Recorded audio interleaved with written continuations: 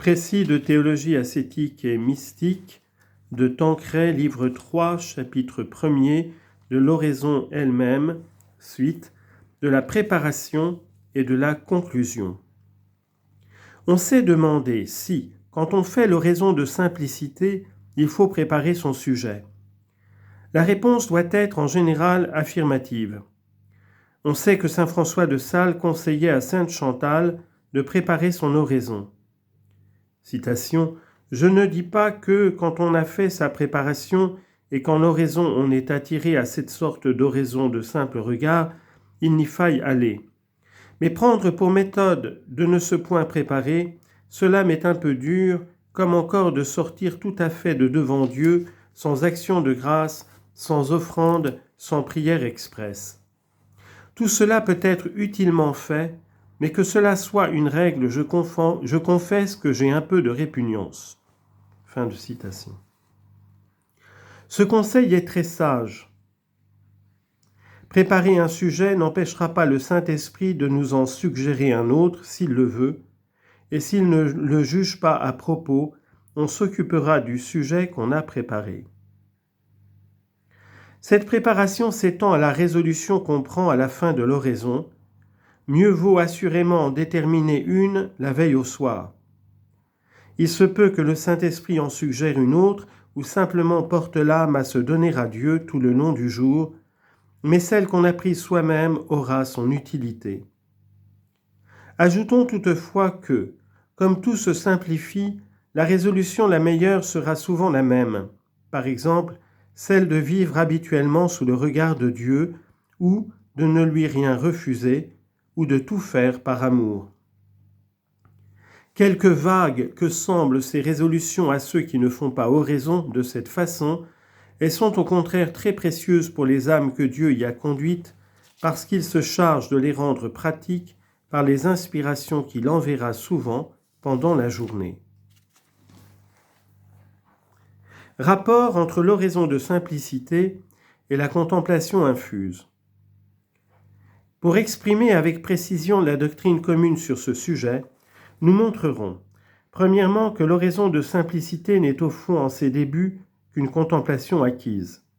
Deuxièmement, qu'elle est une excellente disposition à la contemplation infuse et parfois même y aboutit. C'est une contemplation. C'était bien la pensée de Bossuet qui, après avoir décrit cette oraison, ajoute « L'âme, quittant donc le raisonnement, se sert d'une douce contemplation qui la tient paisible, attentive et susceptible des opérations et impressions divines que le Saint-Esprit lui communique. » C'est aussi la conclusion qui se dégage de la nature même de cette oraison comparée à celle de la contemplation. Celle-ci se définit, comme nous l'avons dit, une simple intuition de la vérité. Or, l'oraison de simplicité, dit Bossuet, consiste dans une simple vue, regard ou attention amoureuse en soi vers quelque objet divin. C'est donc avec raison qu'on l'appelle contemplation. C'est une contemplation acquise, non infuse, au moins à ses débuts, tant qu'elle demeure faible et intermittente. Alors, en effet, elle ne dure que quelques minutes et fait place à d'autres pensées et affections. Ce n'est que peu à peu que l'âme s'accoutume à regarder et aimer Dieu par une simple vue de foi pendant un temps un peu plus notable et d'une façon synthétique, comme l'artiste contemple un chef-d'œuvre dont il a auparavant étudié en détail les divers éléments. Il semble bien qu'il y ait là un procédé psychologique ordinaire qui suppose évidemment une foi vive et même l'action latente des dons du Saint-Esprit, mais non une intervention spéciale de Dieu, une grâce opérante. L'oraison de simplicité est une disposition favorable à la contemplation infuse. Elle met en effet l'âme dans un état qui la rend très attentive et très docile au mouvement de la grâce. Quand donc il plaira à la divine bonté de s'emparer d'elle pour y produire un recueillement plus profond, une vue plus simple, un amour plus intense, elle entre dans la seconde phase de l'oraison de simplicité, telle que Bossuet l'a décrit, au numéro 5 de l'opuscule déjà cité. Citation. Ensuite, il ne faut pas se multiplier à produire plusieurs autres actes ou dispositions différentes, mais demeurer simplement attentif à cette présence de Dieu, exposé à ses regards divins, continuant ainsi cette dévote attention ou exposition, tant que notre Seigneur nous en fera la grâce, sans s'empresser à faire d'autre chose que ce qui nous arrive, puisque cette oraison est une oraison avec Dieu seul et une union qui contient en éminence toutes les autres dispositions particulières et qui dispose l'âme à la passivité, c'est-à-dire que Dieu devient le seul maître de son intérieur et qu'il y opère plus particulièrement qu'à l'ordinaire. Tant moins la créature travaille, tant plus Dieu opère puissamment, et puisque l'opération de Dieu est un repos, l'âme lui devient donc en quelque manière semblable en cette oraison, et y reçoit aussi des effets merveilleux. On remarquera, fin de citation, on remarquera ces expressions que nous avons soulignées et qui indiquent si clairement l'action puissante, spéciale de Dieu et la passivité de l'âme. Ici, il est bien question de la contemplation infuse.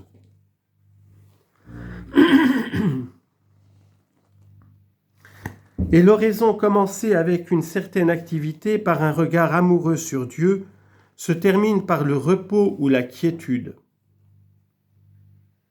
où Dieu opère beaucoup plus puissamment que l'âme.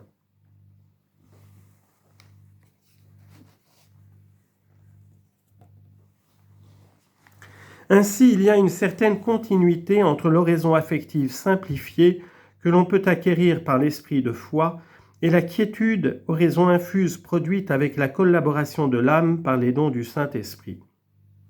Il y a une différence essentielle entre les deux, l'une étant acquise et l'autre infuse, mais il y a un trait d'union, un pont, c'est l'oraison de simplicité, qui commence par une simple vue de foi et se termine quand il plaît à Dieu par la mainmise du Saint-Esprit sur l'âme. Sans doute il n'est pas obligé, même quand on est parvenu à l'oraison de simplicité, de la transformer en oraison infuse, qui demeure toujours un don gratuit auquel nous ne pouvons nous élever nous-mêmes, mais souvent il le fait quand il trouve l'âme bien disposée, car il ne désire rien tant que de s'unir d'une façon plus parfaite les âmes généreuses qui veulent ne rien lui refuser. Conclusion du premier chapitre. Cette première forme de la vie unitive est déjà bien parfaite. Premièrement, unie affectueusement et habituellement à Dieu, l'âme s'efforce de pratiquer les vertus en ce qu'elles ont de plus élevé, avec l'aide des dons du Saint-Esprit, agissant tantôt d'une façon latente et tantôt d'une façon plus manifeste. Les dons qui prédominent chez elle sont, à cause de son tempérament, de ses occupations et des attraits divins, ceux qui portent à l'action. Mais en agissant, elle demeure en communion avec Dieu. C'est pour lui, c'est avec lui, c'est sous l'action de sa grâce qu'elle travaille et qu'elle souffre. Deuxièmement, quand vient le moment de la prière, son oraison est fort simple. Elle regarde des yeux de la foi ce Dieu qui est son Père, qui habite en elle, qui collabore avec elle, et en le contemplant, elle l'aime. Parfois, cet amour se manifeste par des élans généreux, d'autres fois par de purs actes de volonté, car elle a ses sécheresses et ses épreuves, et elle ne peut que dire « Mon Dieu, je vous aime » ou du moins « Je veux vous aimer, je veux par amour faire votre volonté, coûte que coûte. » Troisièmement, il y a des moments où les dons de science, d'intelligence et de sagesse qui habituellement n'opèrent en elle qu'à l'état latent, se manifestent comme un éclair et la mettent un moment dans un doux repos. C'est une sorte d'initiation à la contemplation infuse.